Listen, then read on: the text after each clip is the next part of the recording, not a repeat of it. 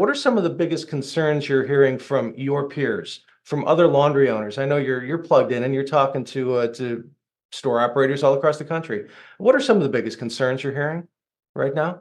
I think right now, from the people I talk to most, like we have an issue with like, commercial rates are at 9.5%. Plus, like this building I'm buying for 1.2 million in Yeah. Lincoln, I would have been able to buy it probably 4 or 5 years ago for under 8.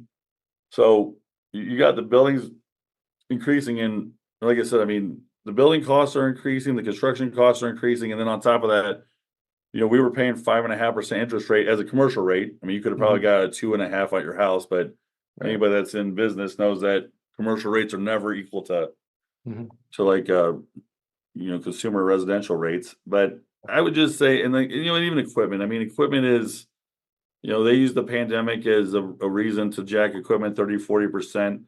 So I think it's getting to a point where, and like I said, I'm not against people making a profit margin, but we both know that some of these companies are publicly traded.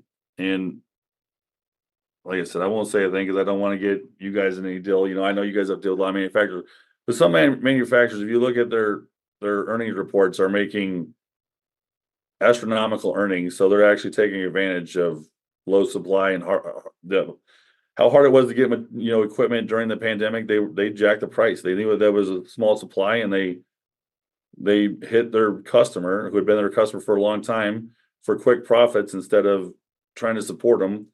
And I hope it backfires them. I hope some of these people cut relationships. So then when it's the reverse side and not everybody wants equipment and they need to sell equipment, that people don't buy from them.